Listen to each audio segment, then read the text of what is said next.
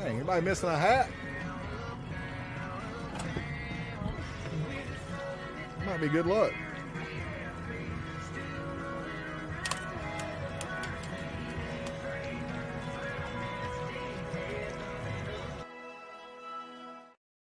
I didn't realize that music was so loud. We're going to get hit with a copyright on that one.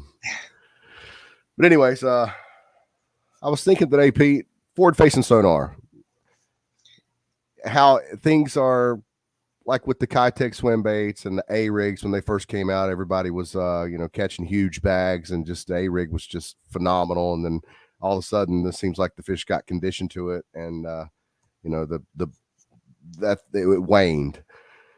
Do you think that maybe fish could start to get conditioned to the forward-facing sonar and start being in places that we wouldn't think that they would be? Like in the spring or in the summer, like when they're relating to whatever type of structure. You think maybe they'll get conditioned to getting caught so much that they will actually start going places that we never would have thought?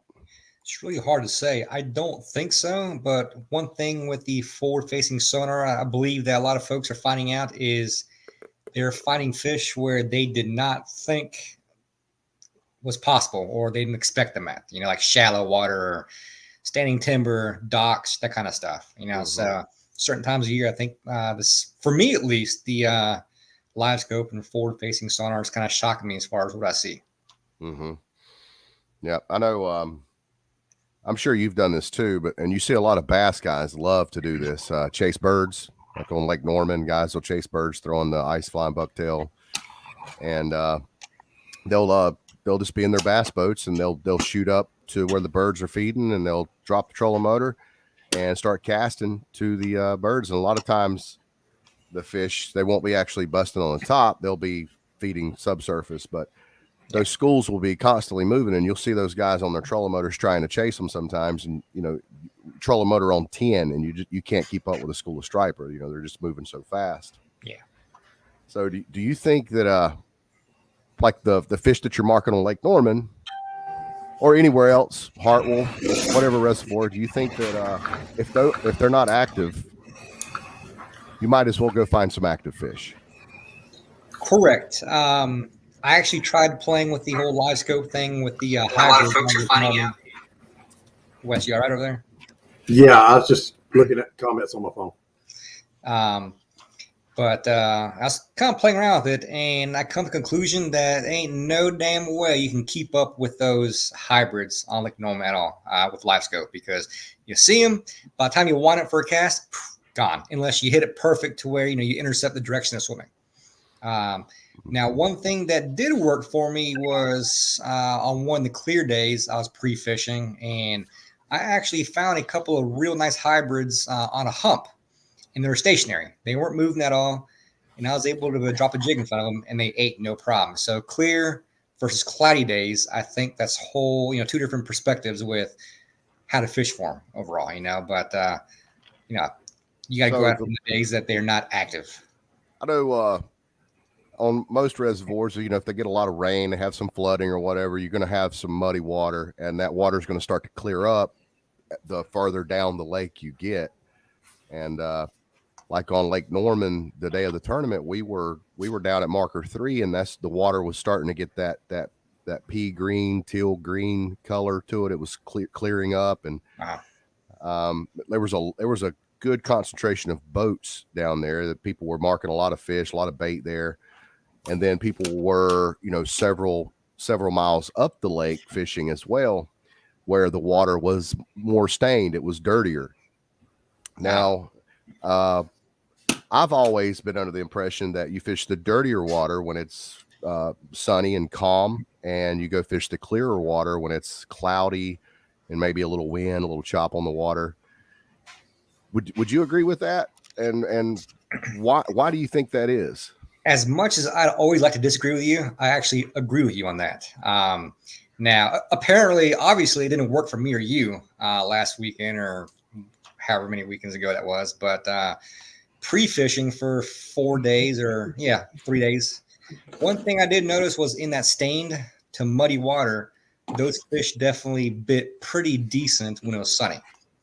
And so I kind of, kind of put that in my back pocket, that idea. And come tournament day, it was supposed to be overcast and a little windy, I guess. And that actually not pan out as it did that morning. It was clear and calm. But I planned around that. And so I actually went to the cleaner water and stayed there all day long. Obviously, it didn't work for me. Didn't work for you, whatever you did. But that's kind of sort of what that was my game plan going into that day. It seems like the bait I think the bait maybe feels safer in the dirtier water. Wouldn't you think so, Wes? I know when you and I fished Hartwell up there, upriver on Hartwell for hybrids that time, that water was very clear. Yeah, and, we had A-rigs out, and if you remember, we were catching all of our fish on single swim bait, Kitex, just a Kitex 2.8 single swim bait. You know, they weren't touching all the A-rigs or the tandem rigs or whatever else we had out. It seemed like every fish was coming on that one single little Kitex. That's a fact. Yeah, I think that the microbiology is just better in that clearer water.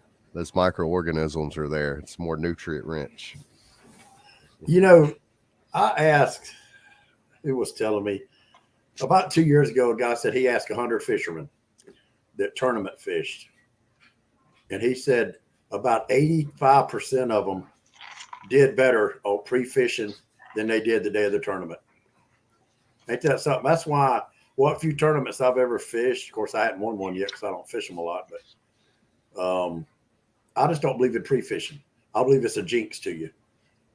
I think it's got a lot to do with the weather. If the weather's going to be pretty much identical from day to day, maybe it would behoove you to pre-fish. But if you're going to get a front, you know, you're going to have the day that you go pre-fishing, it's going to be, you know, bluebird skies and sunny. And the day of the tournament, it's going to be overcast and cloudy. And I think that's a big difference maker when it comes to pre-fishing. Just the last tournament, the weather didn't change. Did it not? I don't remember. No, I'm talking about the tournament, the SBC, the HSBC. The HSBA, yeah. Yeah, HSBA. I think it may have a little bit.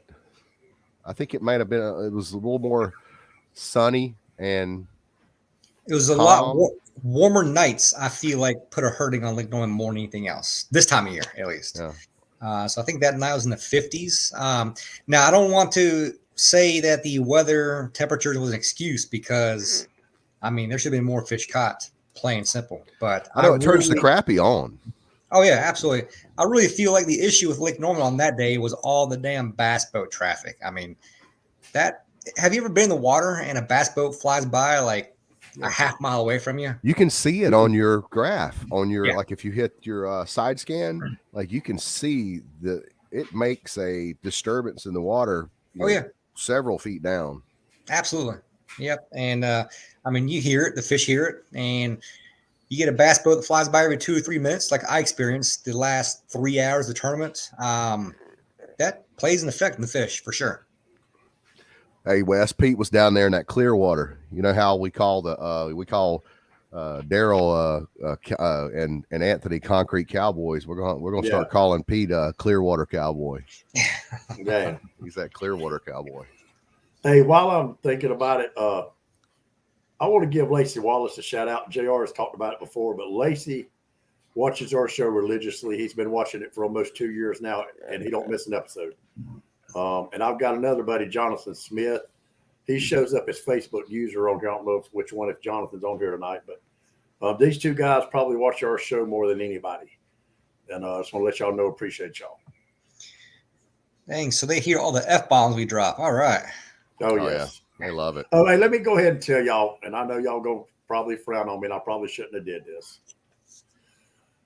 But I was looking, you know, things come up in your Facebook page, people you may know. So I had to click on Bill Ward's page. I hear so many people talk about him. So I clicked on his page, and I read a couple of his comments. And needless to say, I'm blocked. That's funny. I was like, oh my God, this dude, really? I've probably came close to getting blocked by Bill a few times, but I think the only reason why you and I aren't, and I know that Bill does watch this, by the way, he'll come on a couple of days later and watch this. But I feel the only reason why you and I aren't blocked by Bill, or I haven't blocked him or whatever, is because he wants to hold tabs of us for our fishing reports. Yeah, maybe. Hey, Lacey is watching. He said, "Thanks, Wes." Yeah. Oh, you're welcome, buddy. Normally, Hey, Lacey's I just out see- by now. I should have blocked Forehead by now because all he does is wait for a fishing report. That's all it is. And I guess it's No other use whatsoever. He's lurking. I know he's watching. Lurker. There you go. I see Mike Bradford just started up watching. JR, Yes. tell everybody what we're doing Thursday, Friday, and Saturday. Gonna be a pretty epic trip. It's a bucket list. I think we should let it be a surprise. So you want to be? Damn, I wasn't invited. Hey, I've invited you on 2 different bucket lift trips, and You didn't invite me on this one. You couldn't find that window. Well, Pete, right. Unfortunately, tomorrow you start your grind, so you wouldn't be able to anyway, bud. I know. Plan in advance is a very good possibility, but What's Well, up, Anthony? You know You how wanna come on Wes here with is. us? He's very spontaneous. There's not a whole lot of advance with you. Yeah, sometimes. guess. Well, so, hey, no. Talk to Mike Bradford about this. He's spontaneous. That's all Mike's fault. Yep. Send Anthony Johnson an invite. Oh Lord. What, can you not send an invite? What do I have to Well, let's see. do? I reckon I'll do it. Yeah, I'll do it. hold on a minute. I got it. You got it? Okay. Yeah. Do I have to copy and messenger and then messenger and copy? You copy the invite link and then open Messenger and paste. Well, I ain't never hit paste before. Oh, Anthony's he's watching. Okay. I thought you was just going to send him an invite. He wasn't. No, hell no. See, you already complaining and don't even know what I'm doing. Yeah. Okay. Yeah. Well, he can probably give us some insight on a lot of these questions that we're discussing, these theories. He's probably got some theories himself. Tell you, All so, right, sure. All right, sure. You got an bass invite. fishing. We're talking about hybrid fishing, in mud, clear water. I know them bass boys, they absolutely love that mud and stained water. Now, does it make a difference on water temp? Like a 45-degree mud water, is it like way worse than 55-degree mud water? No. I don't know. Bass fishing wise, do not know. In the wintertime, I like stained or dingy water. You know why? Well, the fish won't get a good look at your bait. That's a no, nothing to do with that. It warms faster. Oh, warms There faster. you go. Warms faster. Yep. Hey, and for all you people, for everybody watching, the 18 viewers here and 11 here, for all you people that used to like to talk shit to me about not being on the water at daylight, I get a call from Mike Bradford, who drives all the way to Tennessee. And here's Anthony. Drives all the way to Tennessee. Yeah, you need to. That's what I'm saying, Mom. Yeah, that's what I'm asking. Yeah. Like your debit card with your paper gas. What's up, bitches? Oh, God damn. You don't get a write off on all them things. Anthony, we hear your wife talking on the phone in the background. Really? Hey, how about He said, that's what you get. He's eating supper. what I need to do? Oh, you good? Get him But a- anyway, I'm gonna get those So- papers that you fill out because I still have all those stuff from where because I don't need Peter. to print it out, but I can write it we can't hear you. down. But the thing about that is that You can't hear me at all? Barely. I have it. We hear, Why? Over here in the background. You got me on somebody's muted or talking in the something? background. No, somebody's talking in the background louder than you are. That's my daughter. Oh, okay. Peter, yo, did you get an invite to go to Venice? absolutely not. You know what I mean? Me neither. She didn't either. Damn. They don't want the real fishermen to go. Right? We'll call it the Guggen Squad. Anthony, I have to, And plus, it's from the. What? you could come to Venice, Shorty. We ain't measuring fish down there. They all big enough to keep. If I come down there, I'll break the record, sir. Damn. Just remember that. Hey, Mike Bradford's got a question for you, Anthony. What? He wants to know, will you bring your tape measure? You got Hell the yeah, I'll bring it. now, baby. You good to go. You said there wasn't no measuring, so it don't matter. Are they still on that crap? They don't got over Maybe they're like a sore dick. You can't beat it. That's what the problem with. Damn. a sore dick. You can't beat it. That's right.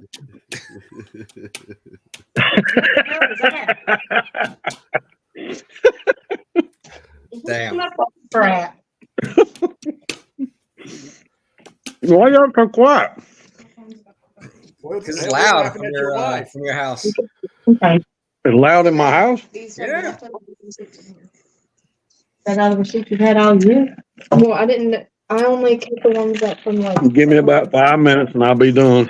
That's it. Almost sounds like an argument going on between your wife and your daughter What you back eating there. for supper, Mike? I meant, They Anthony. talking about. They both work for themselves. They're talking about the receipts for taxes. What you eating for supper, Shorty? Finish eating, Anthony. We'll bring you back on when you get done eating, and we'll ask you Damn. questions about dirty water and windy days, cloudy days, sunny days, calm days, dirty Bass water versus fishing, clear you know. water, where to fish. So I can't be on the show now. Is that what you kicking me off? No, I'm just going to let you eat and bring you back on because you got there's a lot of talking in the background, and it's very I'm hard. sorry. I just got home from work, so. Oh no, it's no worries. It's definitely not your fault. We invited Anthony in It's with no warning at all, so.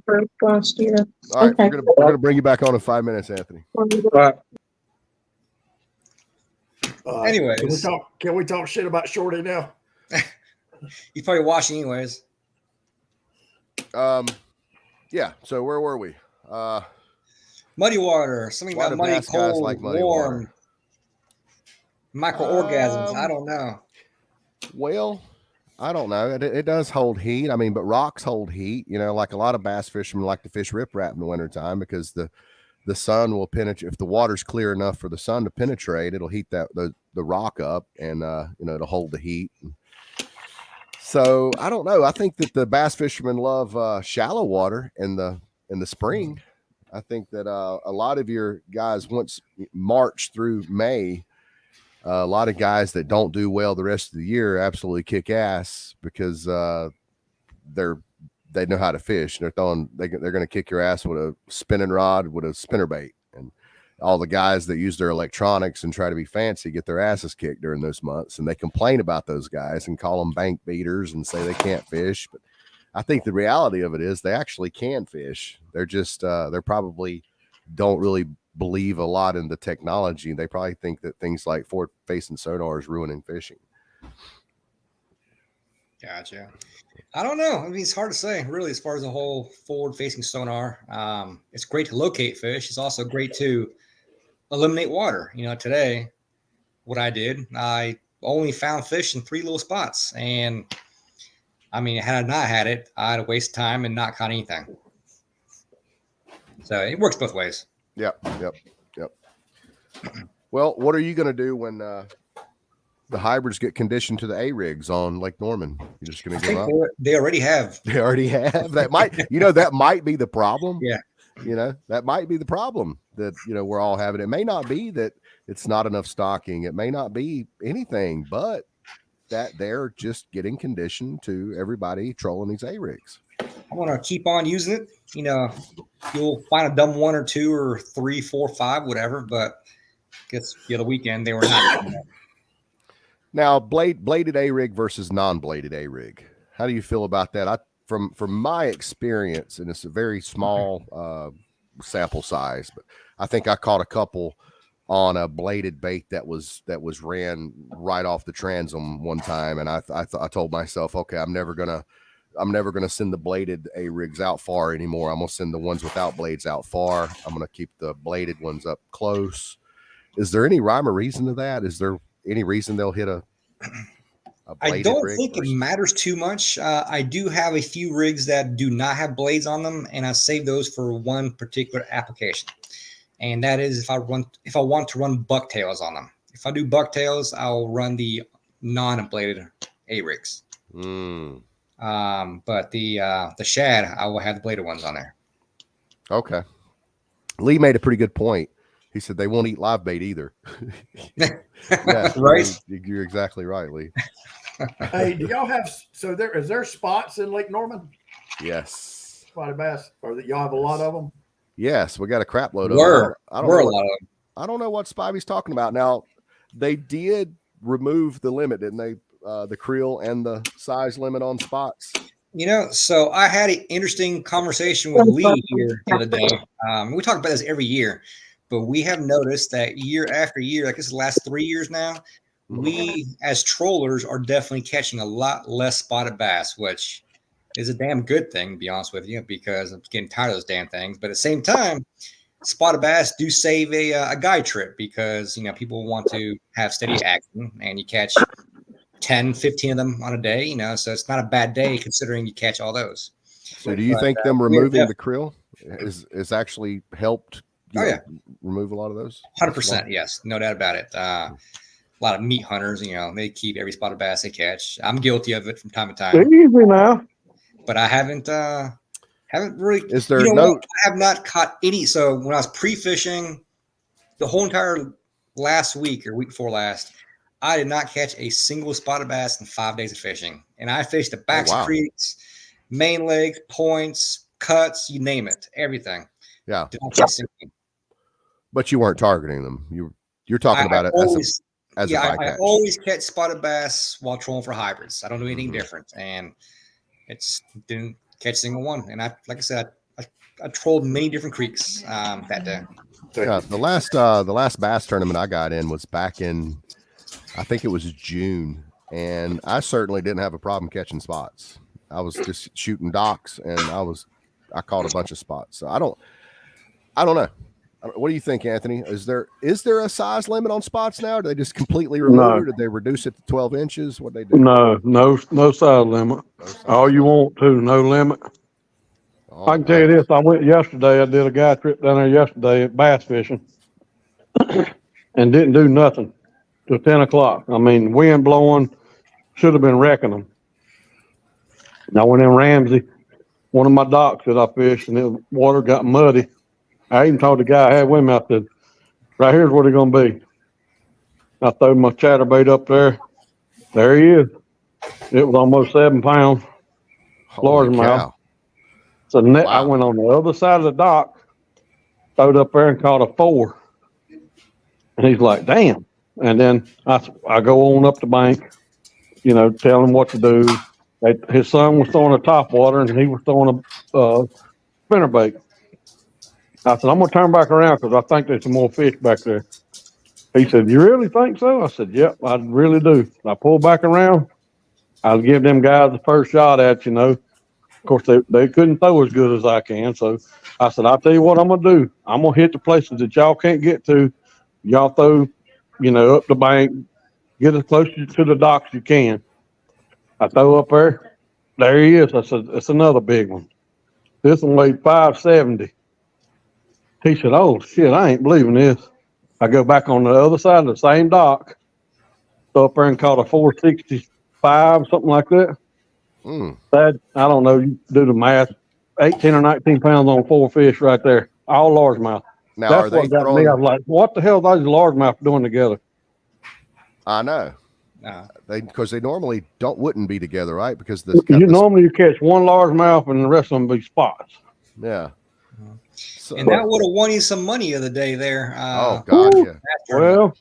Well, I needed one more, but it was still a good, Of course, now if I'd been fishing a tournament, I'd have bared down and, with that kind of weight. Now I'm going for, I'm going to look for one more. You could at least got a 12-inch spot.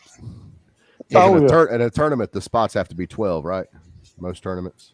Most tournaments, yeah. Most tournaments, no, most of them got to be 14. Okay.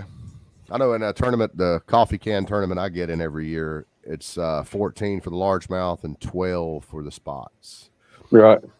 So when y'all were fishing, was everybody throwing the same bait, or did you have a different bait on those guys' rods? No, I had them. One of them had a topwater, and the other one was throwing a spinnerbait. Okay. And then I was throwing a chatterbait. And I think that's probably a good idea for, like, if you're fishing, what do you call it when you fish with a bass guy? You're the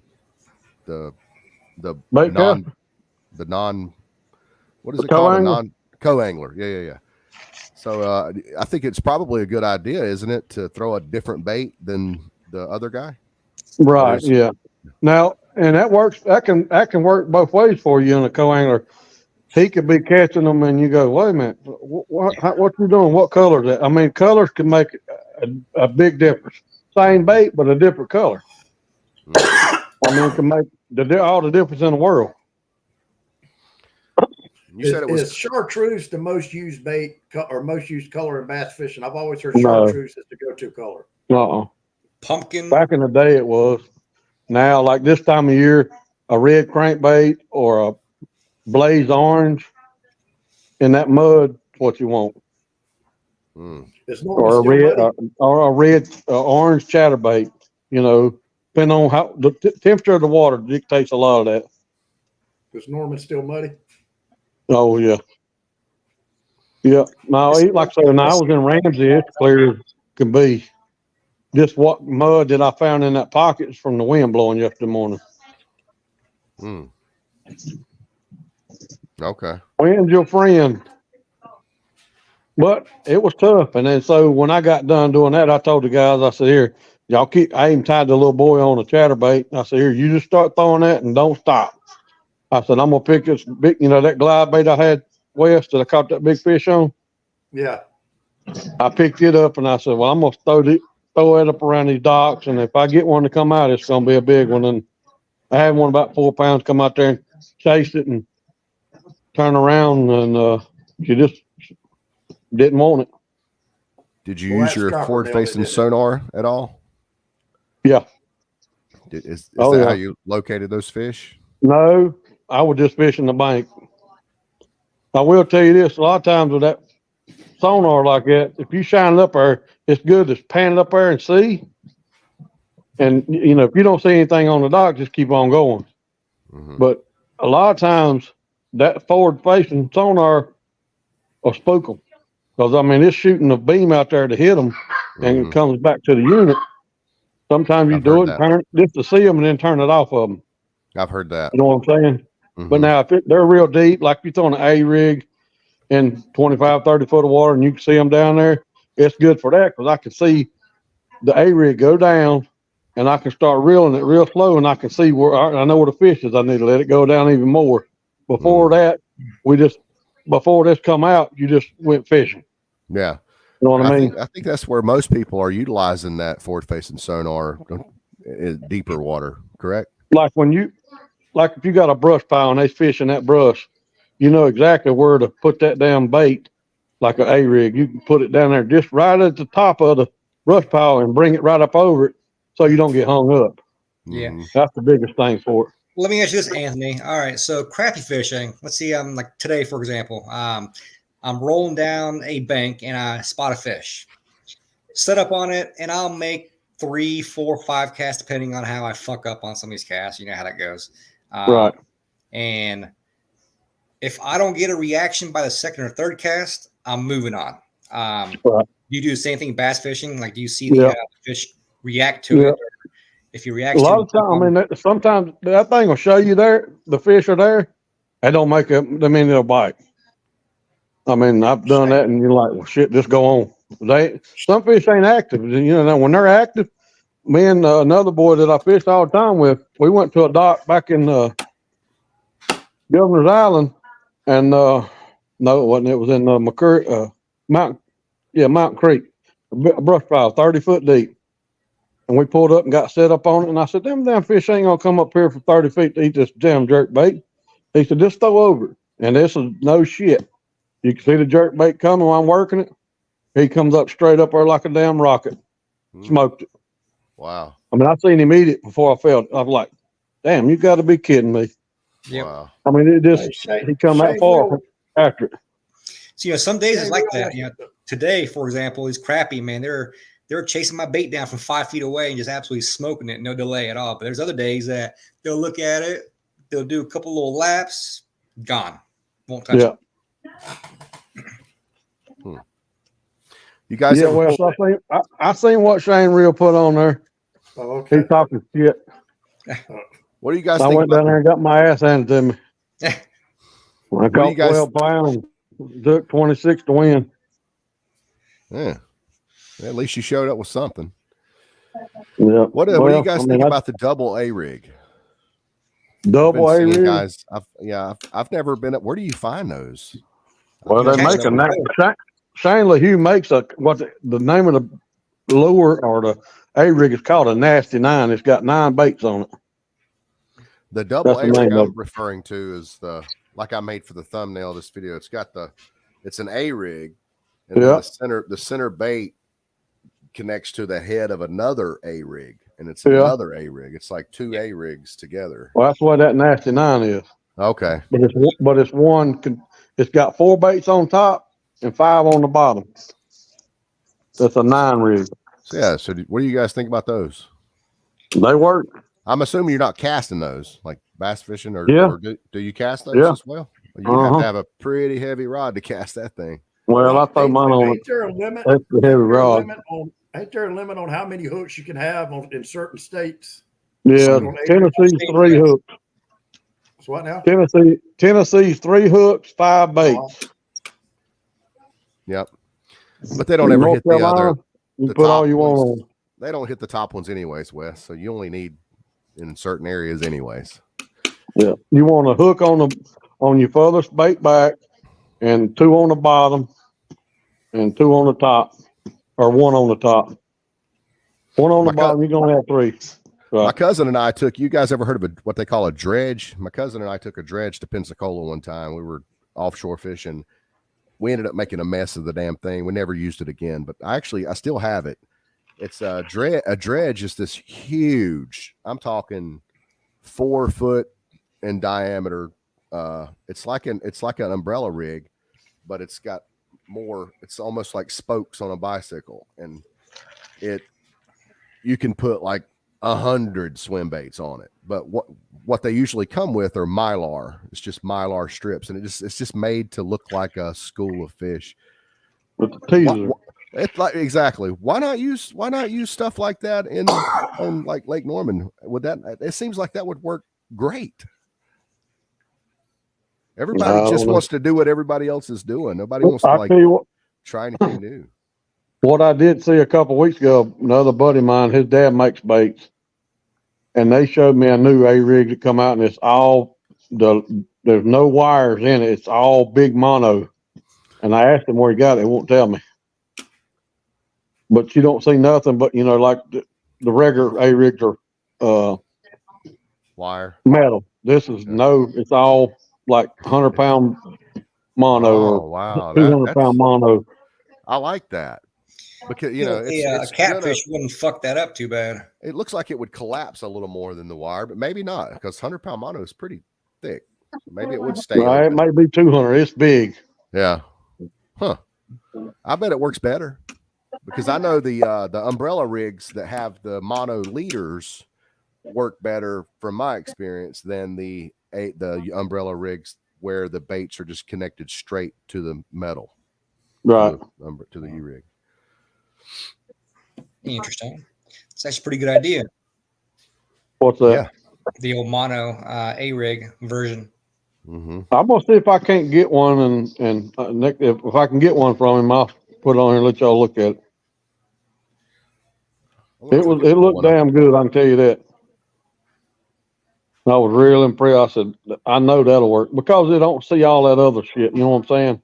Yeah. But the thing that's kind of like talking out both sides of my mouth. When they want that, it don't matter. People say, "What about your line?" Hell, a lot of times, most of the time, I throw my A-rig on braid, 65-pound braid, pink. I mean, they already looking at a chandelier. They ain't worried about the damn line. Yeah. You know what I'm saying? Yeah. Hey, Anthony, let me ask you this. Well, Have you ever thought about, this might be a dumb question, but like when y'all fishing at the dam or concrete cowboying, have you ever thought about pitching one of those baits while you're drifting down? Or, are you moving down back fast enough to where that bait could get down and maybe catch fish instead of just pitching live shad? Have you ever tried that up here at the dam? No. I mean, I throwed casting for them and caught them on it.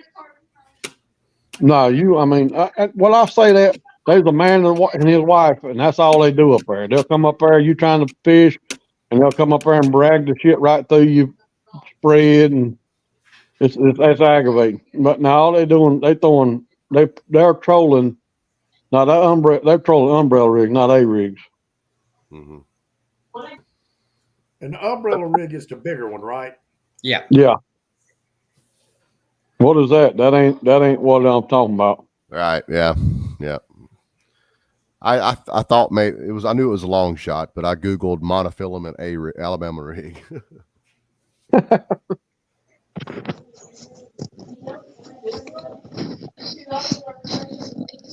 I've those blue water candy umbrella rigs, the little small ones like this one, little four-arm. It would probably work good on Norman. What is it? The blue water candy 4-arm umbrella rig. I hadn't seen that. I mean, that's a saltwater deal. That blue water candy. Yeah. Yeah. It's a smaller one. Here, I'll show it to you. There it is. It's got a weight there at the head of it. It's like any other A rig that's been out there for a while. Yeah. Except this one is, everything is vertical, 90 degree. It's not, 45 degree like a Alabama rig. Well, technically, But you can't cast that one. yeah. No, that's trolling only for sure. Yeah. Yeah. You try to throw that thing will be twisted up like a pretzel. Yeah. Yep. 400-pound wouldn't hold up to that. 400-pound wouldn't hold up to what, being trolled?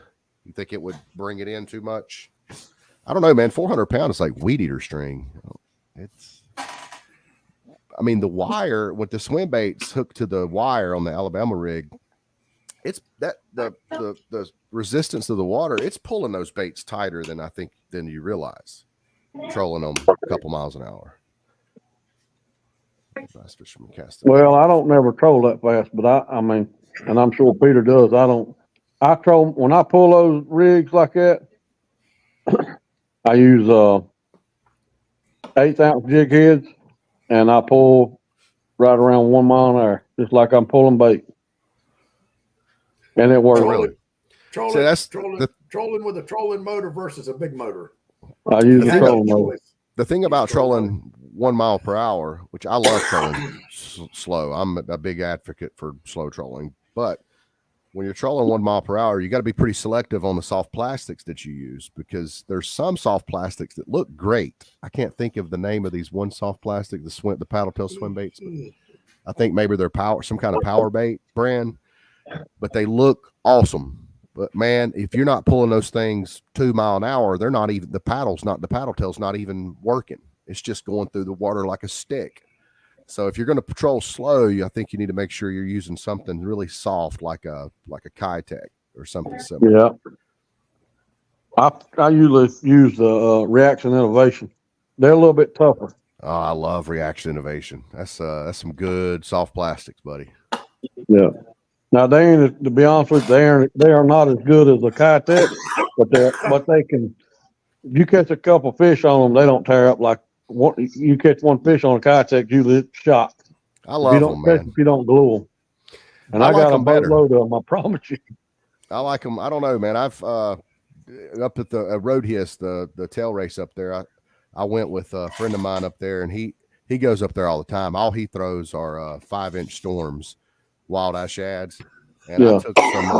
I took some skinny dippers up there and put them on a 3/8 ounce jig head and was casting them, and man, I wore his ass. I caught like 6 fish, and he didn't. Only fish he caught was one largemouth, and he was like, "It's because you're using that bass shit," and I'm like, "No, this is striper stuff, buddy."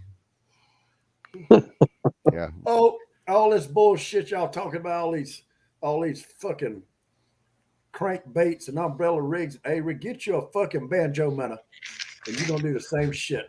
Hey, my cousin bought them banjo minnows, man. He had them. I'm like, Shane, did you really buy those?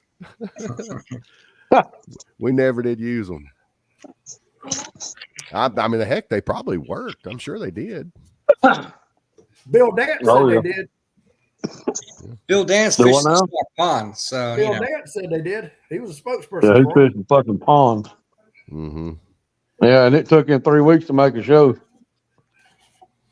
Ryan, Damn. people don't cast those U rigs like that blue water candy that I showed a minute ago on the screen.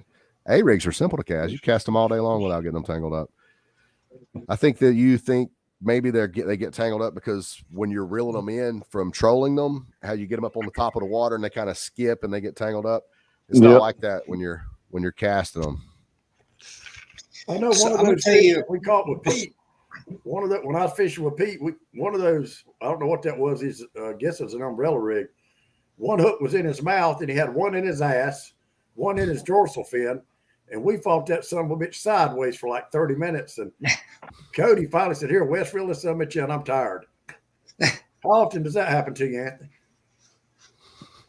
Sometimes you catch them. I mean, you'll catch them in the side, and and one will be in the mouth, one of the other hooks will be in the side. I mean, Saturday at Lake Murray, we were using my sonar, pulled up there to a dock. We practiced the day before that, caught one on a jig. Pulled up there, and before we got to it, shined the pole. Said there was like 5 or 6 on around the pole. Took the trolling motor off of it. I fired the A rig over there. As soon as it come by the pole, it loaded up. I said, "Damn, I got him." I had 2 on there at one time, 2 largemouth. And one was short, one was big. Let me ask you this, Anthony. I know when it comes to bass fishing, you got like the female will be on the bed, and you'll have some bucks around her, protecting the bed. Yep. When it comes to like schools of large any species, really, largemouth, striper, hybrid, when these fish are swimming, and not necessarily a big school, but just a school of like 3 to 5 fish, is there normally a leader in those wolf packs? No, I don't. I can't answer that. I've always wondered that. I've always wondered, like, is there one that's in that pack that's one like badass in the bunch? Yeah, he's the leader. Well, I will say this: in fishing bass tournaments, you'll see the wolf pack, 5, 6, 8 fish in a pack, and if they're 2-pounders, they're all 2-pounders. If they 4-pounders, they all 4-pounders. You ain't gonna have one great big and then 3 or 4 runts. They all, you know what I mean? Yeah, cookie cutters. When you catch one, if you fast enough or you got somebody in the boat with you, you can catch 2 or 3 of those fish. Once you hook one, they all come into the boat. All you got to do is just throw something in there. They're gonna eat it. Mm-hmm. Mm-hmm. And then once that's it, that's it. I mean, they're done. I think the people are to try the saltwater techniques a little more in freshwater. Like when you're bass fishing, if you hook a fish, get your co-angler, like keep the fish on. Don't even like reel him in. Just leave him out there and be like, "Hey, bud, cast over there," and get him to cast over there while you still got that fish out there, and see if you can get, if it's in a wolf pack, another fish is going to, kind of like when you're fishing for Dorado or mahi, how you hook one. Yeah. And a lot of times the captain, if you're on a charter or whatever, will tell you, "Hey, hold the rod down, keep him on there." And until you hook up another one. Oh, yeah. You hook up another one, right. I don't know. I mean, I ain't saying it won't work like that but most of the time when the boater's fishing and the co-angler's fishing, he don't really give a shit about what that guy in the back's doing. You said right. He's fishing because he's fishing against all the other boaters. You know what I'm saying? Him and that guy in the boat don't got a shit, nothing to compare. They're not a team, are they? Yeah. No. Now, a team tournament, hey, we've done it a bunch. Took one. Here they come, flip a jig in there. I mean, all you got to do is let it fall, and one of them's going to get it. Most of the time it happens is the smallest one out of the whole group, except that all 4-pounders, one's 3-pound, that's the son of a bitch that's going to get it. Not the other 4-pounder that you needed. Mm-hmm. Yeah. Well, why? My question is, why do you even go through that much trouble to catch a 4-pound fish? Well, until you've done it, you don't have any clue. No, I mean, I like it. I like it for the challenge. I mean, it's when you win, it's just like anything. Like the harbor tournament. I mean, hell, I wanted to win it. If I go into a tournament, I'm all in. I want to win every one I fish. Yep. Real competitive about it. It's not all about size. No, I Some mean, people, you some know, people it is, but A lot of women say that too, but I come mean, on I now, I really? get it. You know? I'm a trophy catfisherman. I love big catfish. I could care less about catching little catfish, but well, I mean, if I go fish a catfish tournament, hell, I'm the same way. I want to catch the biggest summits in the water. mhm. I just, why would you go and say, well, I just wanted to, I hope I finish half pack, or I hope I just get my money back. You got the wrong mentality. I want to go win. Mhm. Yeah, right. I Exactly. mean, But even shit. if you win, you're still catching 4 or 5 pound fish. Maybe a 7 or Well, 8 if you're lucky. well, You I can know, tell you this: as the guy lives 30 minutes from me, won the red crest down here at Lake Norman. Them 3 and 4 pounders got him a $300,000 check. Brian Thrift. Yeah. Yep. yeah, but if you I know look at where he all the caught those tournaments he fish. fished, if he look at all the Huh? tournaments he fished over his life, how much money has he spent to win that 3,000? Well, Oh, I can he's tell you this: he's won over $3 million. he's won. Yeah, he's a millionaire. Yeah, but how And I many then know people where he another win caught buddy, that? those. But how another many buddy people of win mine, that kind of Hank money? Cherry's won the classic back to back, and he How don't many live people win 20 that kind of minutes money? from me. How many Huh? people win that kind of money? How many people win that kind of money fishing? I mean, More than you know, more It than you just think. depends on how serious you are. Look at Ike and Ellie. His first tournament was on Lake Norman. That's how he got his start. He fished a big tournament in a John boat and ended up winning like a $50,000 boat and some money, and that's how he got his start. I mean, it's with anything. It's with cornhole, and it depends on what industry you want to get into. There's I not a lot mean, of money in striper fishing. There's not a in lot of money in catfish. 2015, I went to Clark Hill and won a tournament down there. I won a boat. Yep. I got everything. I got the big fish. I got the everything. Shooter money. I got and won a boat. Yeah, the money's in bass fishing. People love those little black bass fish, those in the black bass family, those little sunfish. Love Yeah. them. Yep. to each his own, I guess. So, what do you guys think about birds? If you're going down the lake, you're looking for fish, and you see like a huge concentration of gulls, but they're not working; they're just sitting on the water. Are you going to stop and fish? Nope. No. I'll be right back. Nope. My daughter's knocking on the door. Hang on. Birds will lie to you too, though. More than you know. I tell you ones that won't lie to you. That's them long-legged son of a bitches, because they eat for a living. If they don't eat, they don't live. Them Fred birds, swamp chickens, whatever you want to call them. I promise you. You look for them bass fishing? Huh? You look for them while bass fishing? Well, yeah, if I pull in a pocket and I see three or four herons in there, he's in there eating bait and there's fish in that pocket. I promise you. I can tell you this: you go to Lake Cherokee, you don't need a depth finder other than watch for the watch for the bottom. You go to Lake Cherokee, you just ride, you see all the gray herons. You see the herons, put your shit out. They're gonna get you. Now, what if it's just one heron? Do you look for multiple, or yeah, you like to make sure that they're like feeding, like how they'll have their neck out? If they're gonna be in the back of a pocket, there's gonna be more than one. I promise you. I mean, it's good. You pull up on the bank and he's nut deep in the water. He's eating. Now, what about any other birds? Like, would you rather see a group of loons, no, heron, or gulls? I mean, you can catch fish off loons. You can. I've done it, but most of the time, when you seeing all that damn shit going on with the birds beating the water, loons is pushing the bait to the top. 90% of it's what that is. If I get desperate, I will look for loons, like in the open water, like Norm, for example. If it's a very tough day and I see a bunch of loons in the water, I'll probably fish in that area because I know there's bait there nearby, and so I kind of troll that general area. One of my favorite things, and a wise man once told me, and this is what won me, by the way, the tournament 2 years back in 2021, whatever year it was. I actually went into a pocket, the back of State Park, and I saw maybe 8 or 10 birds picking. That's it. It wasn't like you expect, 2 dozen, 3 dozen, 100 hitting the water. It was 10, maybe 12 picking. I'm like, huh, there's something going on over here. And sure as shit, there was a shad kill happening right back there. And those 10 birds gave the whole entire thing away. And that's what got me to where those fish were at. Mm. So a wise man once told me that oftentimes if you're looking for size, I think this guy fishes Clark's Hill all the time. And he said he'll ride around, of course, the birds will be slamming the water somewhere.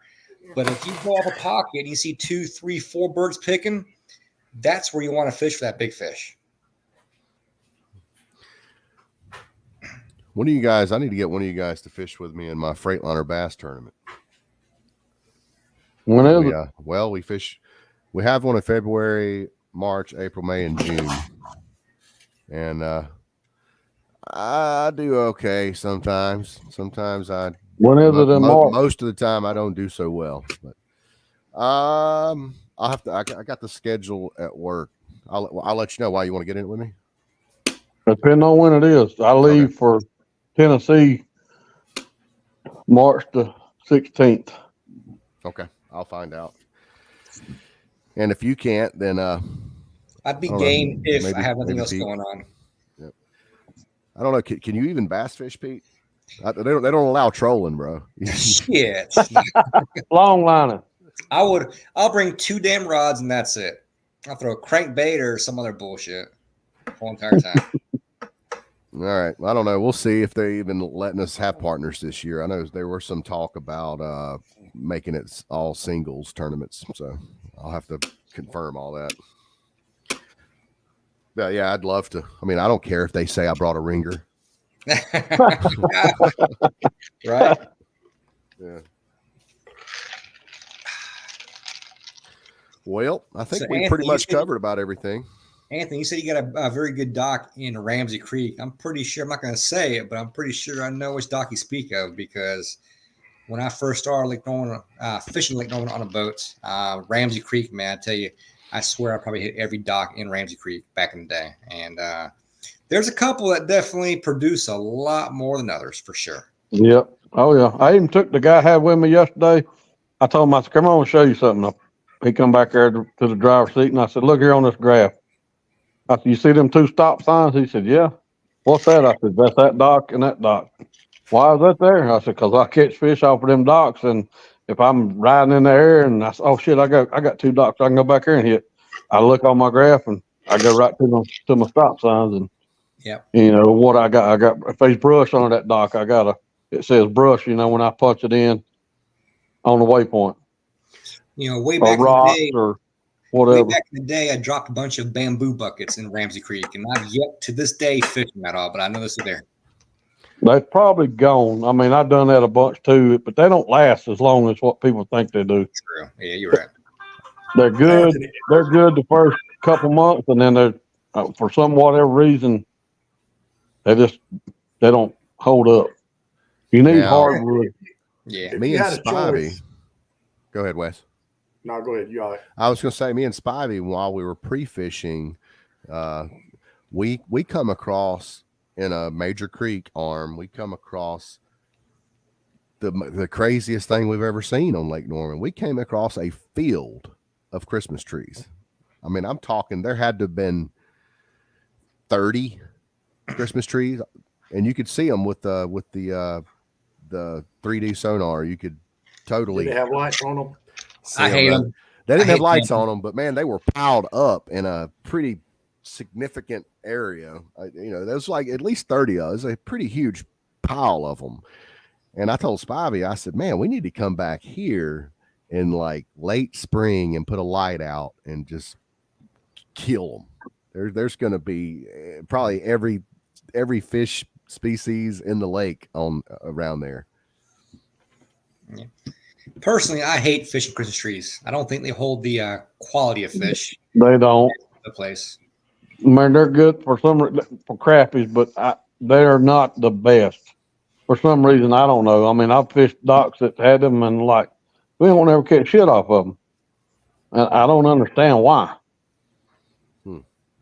I've always done pretty good on them. The best But I I've have done this too. I have had a dock that I've caught fish off of. Go in there and put brush on it, and it fucked the dock up. won't nothing get on. Had to end up going in there and dragging the shit out. Oh, And, wow. and then the fish got back on it. Hmm. I'm like, what the hell? That don't make a bit of sense. Interesting, yeah.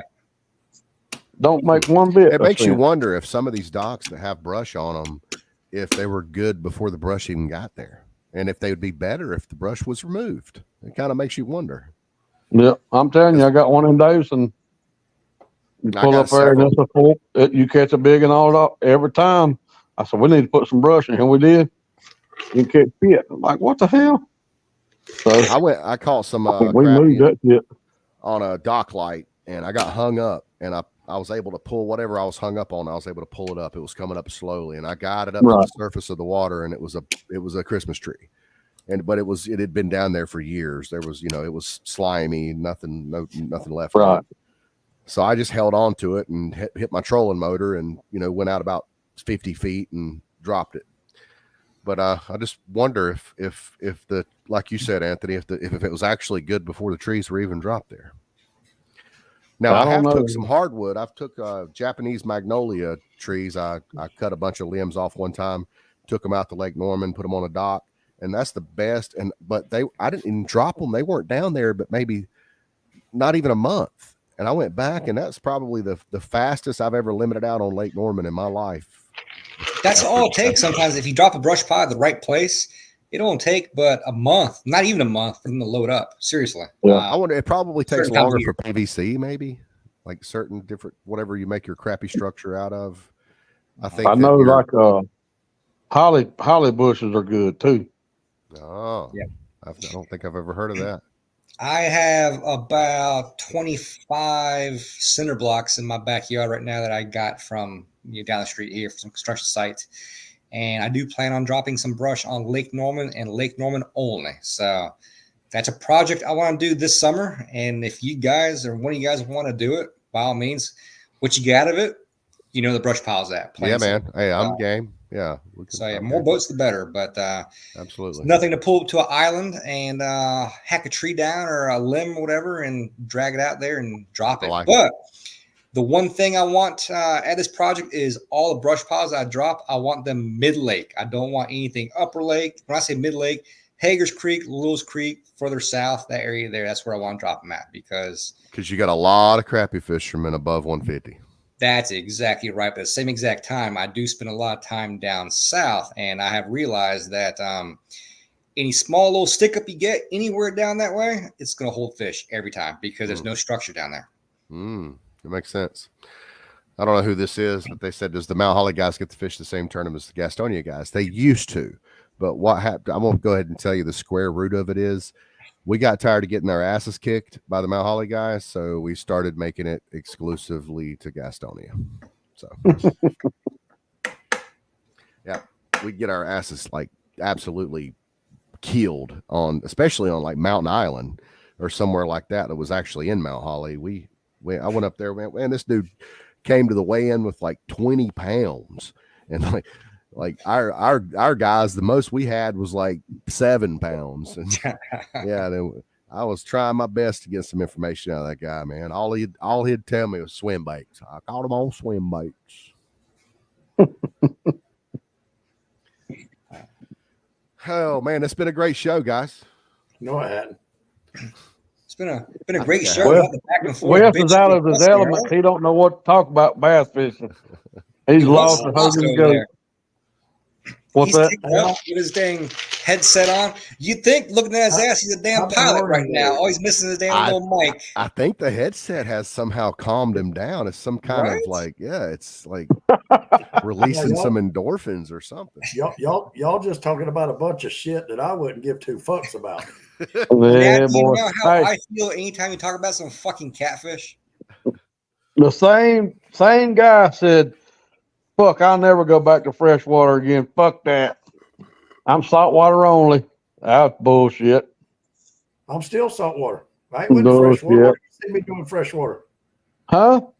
What have you seen me doing freshwater? Well, fuck, you bought that John boat, went to fucking Hartwell catching hybrids. He did. He sold that John boat. Break out the archives. That John boat never seen Hartwell Lake. It never was. You a damn lie. No, it wasn't. It was put in Clarksville. That boat never seen Hartwell Lake. Never. Bullshit. Never. Why Never would you seen drive to Clark Hill? crappie fish. Crappy. Wes, we went to Hartwell. You're fucking hybrid fishing, bitch. Yeah, you and We was JR not- went to Hartwell. We were in a tail race. We were on the Kiwi River. We was not You on are lying your ass your fucking mouth. JR, where was we at? He's both of you are right. It was the Kiwi River, but the Kiwi River is nothing but the upper portion. It's the tail race of Hartwell, but it's not It's Hartwell. fucking Hartwell, It's not jackass. No, it's not Hartwell. It's not considered Hartwell. It's not The considered hell no it part of ain't. Hartwell. Can you? Why do they call it Kiwi River then? Why I they guess call it because Kiwi it's River? the Catawba River Because would be because Lake it's Wiley. the Kiwi River. Lake Negative. Norman River. is Lake Norman Hey, is the Catawba the River. Kiwi River. The Kiwi River is the Kiwi. It's not part of the Savannah River chain at all. Nothing to do with Hartwell. It just You're went dumps in stupid. Hartwell. It okay. I've Anthony, heard of know that. my I lakes fished better than I do. I fished all up in there before. That's where I always go when I fish the tournament I got you. I've heard of that though. I've heard it like because once of you hot get water discharge. on some No, reservoirs. there's not a hot water discharge down there. Once you get so far Really? north on a No, there is up on Kiwi, but not on the bottom. They do not dump hot water in the Kiwi River. No, you full of shit too. Oh God! Where's the hot water come from? It from the hot hole up on Kiwi. There's no hot water discharge in the Kiwi River. Never has been, buddy. well, how can there be a Lived there hot my whole hole if life. there ain't no hot water discharge? It's up. There's a hot hole. There's a hot hole up on Lake Kiwi, not below the dam. up on Yeah, Lake Wes Kiwi. fired up. I JR. love this. I love JR, this. I So, took so you- much I for took my you- headphone theory. Well, JR, I took you up to the dam. Did you see a hot? Did you see any discharge down there? I don't recall. I don't think Google so. it. Mm-mm. Google Yeah, it. I don't. Google it. No, I There's believe not a I hot water believe- discharge. But No, there speaking is of a Google, There is up on Lake. Hold on, man. I got the floor, little man. There's a hot water discharge up on the lake called the Hot Hole, but below the dam, nothing. The Seneca River is not Hartwell. What is Benji Thank talking you, about? Benji. You said I thought it was the Kiwi River. I got a We're headache. talking about the listening Kiwi. to Benji's drunk too. All right, guys. It's been a great show. We will see you guys next Tuesday, and we'll tell you all about our trip we got coming up. Thanks for coming on, Anthony. that. Pete, Yes, good sir. night. Wes, Let see me you know. guys next week. Let me know about that tournament. Oh, I will. I definitely will. See you, buddy. Good night, everybody.